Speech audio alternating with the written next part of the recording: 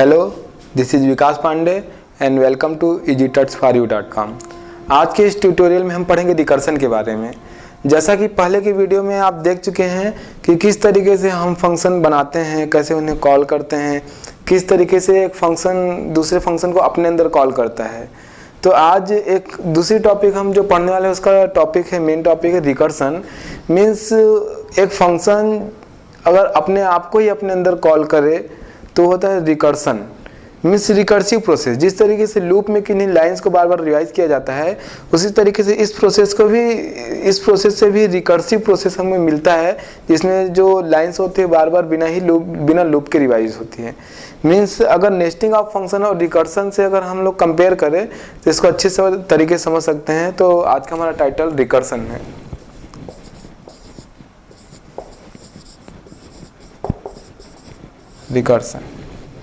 Recursion के बारे में समझने के लिए पहले नेस्टिंग ऑफ फंक्शन पिछले वीडियो ट्यूटोरियल में जो कि मैं दे चुका हूं, आप देख सकते हैं।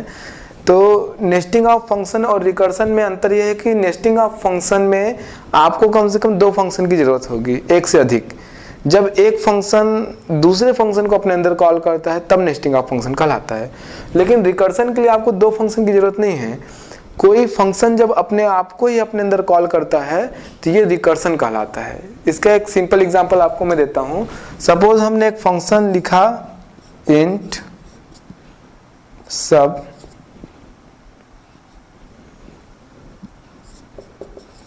इंट x, ये फंक्शन हमने अपने आप बनाया। तो अगर इसके अंदर हम एक वेरिएबल बनाए इंट i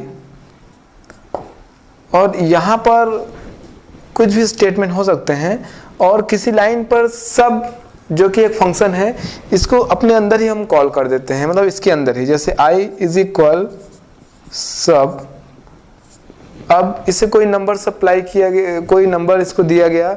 सपोज यहाँ पे नंबर के लिए हमने एक वेरिएबल बनाया a और इसे a दिया गया यहाँ पर, जो कि एक इंटीजर है। तो यहाँ पर आप देख सकते हैं कि सब जो कि खुद एक फंक्शन है, इसने अपने आप को ही अपने अंदर कॉल किया है यहाँ पर। तो यहाँ पर ये जो लाइन है ये रिकर्सिव है। यहाँ पर रिकर्सन का प्रोसेस फॉलो हो रहा है। तो ये क्या होगा, जब भी ये लाइन आएगी तो ये जो प्रोसेस है या जो फंक्शन है अपने अंदर अपने आप की कॉल कर रहा है। तो इस लाइन पे आते ही जो प्रोग्राम का एग्जीक्यूशन है फिर से खुद अपने पास यानी फंक्शन के पास फिर से चले जाएगा। तो इस तरीके से ये प्रोसेस रिकर्सिव हो जाता है। तो मीन्स जब कोई फंक्शन अपने आप को ही अपने अंदर कॉल करता है तो ये रिकर्सन कहलाता है। आज हम पिछले लेसन में जो एक फैक्टोरियल का प्रोग्राम पढ़ चुके हैं, आज हम फैक्टोरियल का ही प्रोग्राम बनाने वाले हैं लेकिन रिकर्सन के प्रोसेस से। तो आज आपको मैं एक फैक्टोरियल का प्रोग्राम रन करके यहाँ पर बना के दिखाऊंगा जिसमें रिकर्सन का हम यूज करने वाले हैं। रिकर्सिव प्रोसेस से हम फैक्टोरियल का प्रोग्राम बनाने वाले हैं। तो प्रोग्राम हम स्टार्ट करते हैं, उससे आपको ये टॉपिक अच्छे से क्लियर हो जाएगा। स्टार्ट करते हैं हम अपना प्रोग्राम।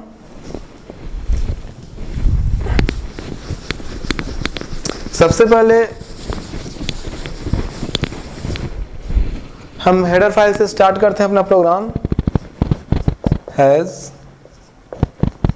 include stdio.h और इसी तरीके से हैज include conio.h। इसके बाद मैं एक फंक्शन बनाने वाला हूं जो कि फैक्टोरियल के लिए होगा। तो इस फंक्शन को हम बनाते हैं रिटर्न टाइप इंटीजर। फंक्शन का नाम मैं रख रहा हूं फैक्ट और अंदर हम पास कराएंगे एक इंटीजर वैल्यू इंट सेमीकॉमा। तो इस तरीके से ये जो फंक्शन मैंने बनाया है ये return value and argument type का फंक्शन है, मतलब इसमें आर्गुमेंट भी पास हो रहा है और वैल्यू भी रिटर्न हो रही है। इसका नाम है फैक्ट। ये इंटीजर वैल्यू लेगा आर्गुमेंट्स के रूप में और एक इंटीजर वैल्यू रिटर्न करेगा हमको, फंक्शन को जो इसे कॉल करेगा। स्टार्ट करते हैं हम अपना प्रोग्राम वाइड मेन में, मीन्स मेन में। तो हम अपना मेन फंक्शन स्टार्ट करते हैं। यहाँ पर प्रोसेस ये है कि एक नंबर हम यूजर से लेंगे और उस नंबर को पास करेंगे फैक्टोरियल फंक्शन को। ये फंक्शन उस नंबर को लेने के बाद फैक्टोरियल कैलकुलेट करेगा और जो आंसर आएगा वो रिटर्न करेगा कॉलिंग फंक्शन को। तो इसके लिए हम यूजर से नंबर लेने के लिए एक वेरिएबल बना रहे हैं नंबर। कॉमा चूंकि आंसर रिटर्न होकर यहाँ पर प्रिंट होगा मेन के अंदर, तो उसके लिए एक वेरिएबल बना रहे हैं आंसर ANS। अब क्लियर स्क्रीन से स्टार्ट करते हैं। CLR clear screen. यूजर से एक नंबर एंटर करने के लिए हम बोलते हैं, यहाँ पर एक मैसेज देते हैं printf से, printf एंटर अ नंबर। उसके बाद ये नंबर यूजर से एंटर कराते हैं हम scanf से, scanf %d for integer number comma %, number. यहाँ तक यूजर ने एक वैल्यू एंटर कर दी हमारे प्रोग्राम में। अब उसके बाद जो वैल्यू है उसे हम पास करते हैं फैक्टोरियल फंक्शन को और वो रिटर्न करेगा एक आंसर। तो उसके लिए हम लाइन को इस तरीके से लिखते हैं, आंसर इंटीजर वेरिएबल हमारे पास है, answer is equal fact function और इसके अंदर पास करते हैं हम नंबर। तो जो भी नंबर फैक्टोरियल को दिया जाएगा वो उस नंबर के बाद जो भी रिटर्न वैल्यू आएगा उससे प्रोसेस होके आंसर वेरिएबल में स्टोर होगा। तो हम आंसर को प्रिंट कराते हैं यहाँ पर,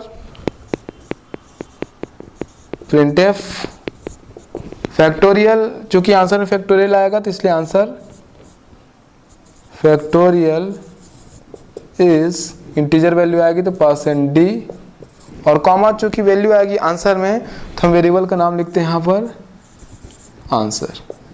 और उसके बाद लास्ट में get ch function, get ch और ये प्रोग्राम क्लोज। तो जैसा कि आप यहाँ पर दो प्रोसेस अभी देख सकते हैं, सबसे पहले फंक्शन को डिक्लेयर किया गया है, उसके बाद फंक्शन को यहाँ पर कॉल किया गया है और अब मैं फंक्शन को डिफाइन करने वाला हूँ, जहाँ पर इसको रिकर्सिव प्रोसेस में डिफाइन किया जाएगा, मतलब यहाँ पर रिकर्सन का यूज़ किया जाएगा। तो यहाँ तक प्रोग्राम में हमने एक वैल्यू पास कराया है और जो इसका रिजल्ट मेन में प्रिंट होगा। अब मैं फंक्शन को डिफाइन करने वाला हूँ, तो जो आप कोड लिखने वाला हूँ वो कंटिन्यू होगा इसके बाद। तो हम कोड को कंटिन्यू करते हैं।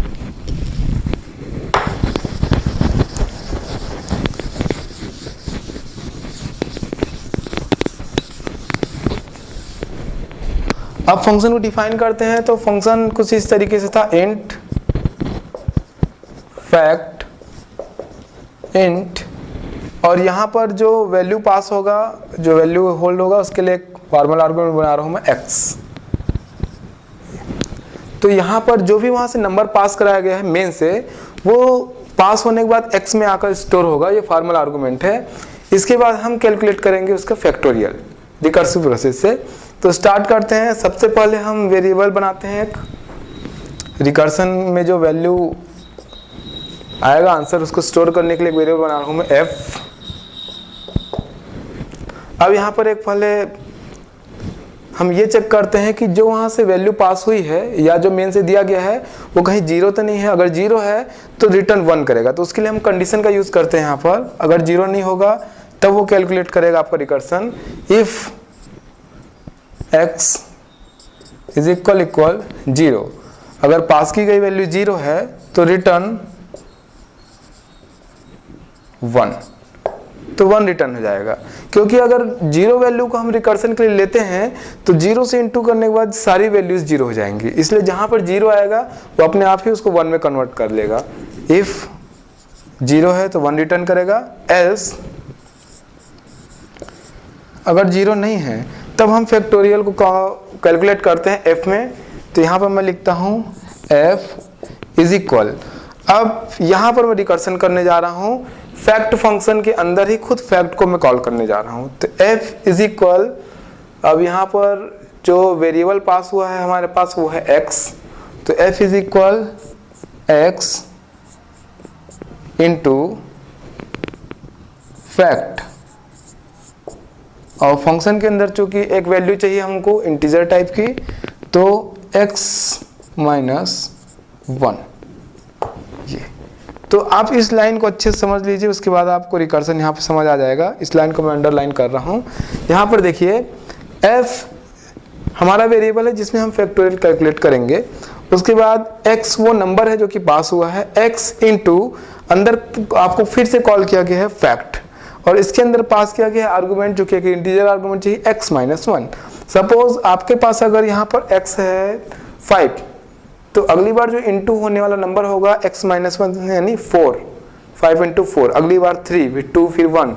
इस तरीके से फैक्ट के अंदर खुद फैक्ट को ही कॉल किया गया है। तो यहाँ पर ये रिकर्सिव प्रोसेस हुआ है। उसके बाद जो आंसर होगा रिकर्सन प्रोसेस से कैलकुलेट होने के बाद f में आएगा, बिना ही लूप के। यहाँ पर रिकर्सन फैक्टोरियल प्रिंट कराया गया है, कैलकुलेट किया गया है। आंसर जो f में आएगा उसको फिर यहाँ से रिटर्न किया जाएगा, रिटर्न f।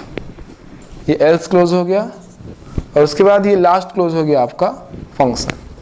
तो यहाँ से यहाँ तक आपका फंक्शन है। और रिकर्सन का प्रोसेस जिस लाइन पे उसे मैंने अंडरलाइन किया है, यहाँ पर हुआ है रिकर्सन।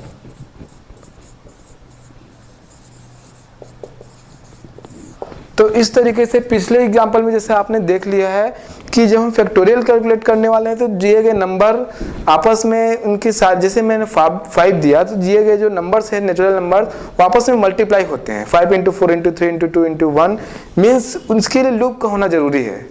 तो बिना लूप के हम इस तरीके से रिकर्सन का यूज करते हुए फैक्टोरियल कैलकुलेट कर सकते हैं। मीन्स एक फंक्शन अपने अंदर ही अपने आप को कॉल करता है, ये रिकर्सन प्रोसेस है, क्योंकि इससे लाइन से रिकर्सिव हो गई और बिना ही लूप के आपको फैक्टोरियल का आंसर यहाँ पर आ रहा है।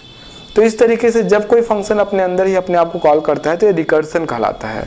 तो यहाँ पर हमने रिकर्सन के प्रोसेस से बिना लूप के फैक्टोरियल का एक प्रोग्राम बनाया है जिसमें दिए गए नंबर का फैक्टोरियल कैलकुलेट किया गया है। यहाँ पे जो भी फैक्टोरियल निकलेगा f में वो रिटर्न हो जाएगा मेन फंक्शन के पास आंसर में, और वहाँ पर आंसर प्रिंट कराया गया है। तो इस तरीके से आज के एग्जाम्पल से आपको रिकर्सन प्रोसेस अच्छे से क्लियर हो गया होगा। और ये एग्जाम्पल आप इसको रन करा के देख सकते हैं जो कि रिकर्सिव प्रोसेस से आपको फैक्टोरियल का आंसर दे रहा है। तो आज की वीडियो ट्यूटोरियल में इतना ही। अगली बार हम आपको कुछ नया टॉपिक देंगे। तब तक के लिए अदर वीडियो ट्यूटोरियल्स देखने के लिए हमारी वेबसाइट EasyTutsForYou पर आप लॉगिन कर सकते हैं। तब तक के लिए बाय।